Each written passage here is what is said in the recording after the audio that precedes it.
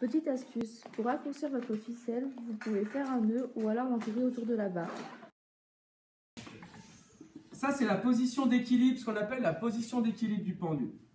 Ça, c'est le moment où on lâche, et ça, c'est l'angle θ. Ce que je vais mesurer, c'est l'angle θ en fonction du temps. Quand je commence, à t égale à 0, je suis là. Je lâche le pendule ici. Où est-ce que je place mon premier point? Ici? Non. Non, mon angle θ, il a une certaine valeur au début. Donc, on va l'appeler θ max. Et là, okay, voilà la valeur de θ max. θ max est là. Je lâche. Ça descend, ça descend, ça descend. Ça passe par 0. Je suis ici. Et puis ça remonte. Et ça va jusque là. On va l'appeler θ min. Ou θ moins θ max. Plutôt. Moins θ max. Je suis là. Est-ce que j'ai fait une oscillation quand le pendule est arrivé ici? Non. Eh non. J'aurais fait une oscillation quand il sera revenu à sa position d'équilibre. C'est-à-dire qu'il sera repassé par 0 et revenu ici. Et là, j'ai bien une période d'oscillation. Alors, une autre manière de, peut-être, c'est très délicat de déclencher ou d'arrêter le chrono quand on est sur cette phase-là. Parce que là, ça va très lentement. C'est dur de repérer de manière très précise, comme la vitesse est quasiment nulle ici au moment de l'aller-retour, c'est dur de déclencher ou d'arrêter le chrono. Par contre, le passage par la position d'équilibre, il est franc et net, c'est là où la vitesse du pendule est maximum. Oui, ça va super vite, donc c'est beaucoup plus dur de prendre une valeur précise. On est bien d'accord. Donc, il faut faire attention par contre, parce que voilà, je lâche, hop, ça arrive ici. Ça fait tac, tac, ça revient là, je suis ici. Et tac, tac, ça revient là, je suis là.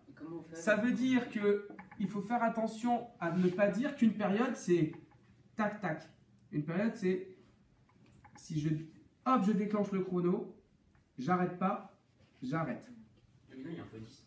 Oui, donc il faut passer 2 fois devant le truc. Nous avons pris un angle alpha de 45 degrés et une ficelle de longueur de 30 cm. Pour avoir une mesure plus précise sur un oscillement, nous avons chronométré 10 oscillements. Top. 2, 3, 4, 5, 6, 7, 8, 9 et 10. Pour un angle de 45 degrés et une masse de 20 grammes, nous avons varié la longueur de la ficelle.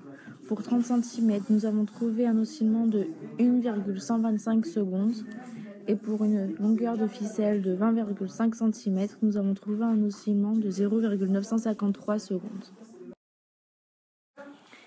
Pour cette deuxième expérience, nous avons fait varier la masse de l'objet. Nous avons donc pris un angle de 45 degrés et une longueur de ficelle de 20,5 cm. Pour une masse de 50 grammes, une oscillation a un temps de 0,994 secondes. Pour une masse de 100 grammes, une oscillation a un temps de 0,962 secondes. Pour cette dernière expérience, on fait varier le degré de l'angle de prise.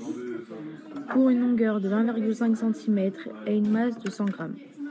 Tout d'abord, pour un angle de 30 degrés, nous avons trouvé une oscillation de 0,943 secondes.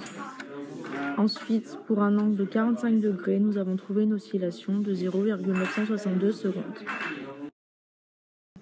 Alors, donc on a réalisé un tableau sous Excel.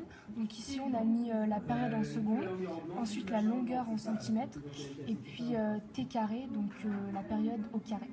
Alors ensuite, on a inséré un graphique qui montre t carré en fonction de L. Donc on voit qu'on a une droite, et le coefficient de vecteur est égal à 0,99 environ. Donc quand on trace une droite, il faut toujours s'assurer que ça se rapproche de 0,99, donc c'est mieux. Et on voit que tous nos points sont alignés, donc nos mesures sont plutôt bonnes. Donc ensuite, pour afficher l'équation de la droite, en fait il faut juste cliquer sur les points et faire un clic droit et puis ajouter une courbe de tendance. on a réalisé 3 expériences et on s'est rendu compte que c'est en faisant varier la longueur du fil que la période T a une plus grosse variation. En faisant le graphique de t carré en fonction de L, on obtient une droite. Pour que le pendule oscille à 1 seconde, on voit par projection qu'il faudrait une valeur de 22,5 cm. En faisant l'expérience, nous trouvons 1,3 secondes. En réalisant l'erreur relative, on trouve 3% d'erreur.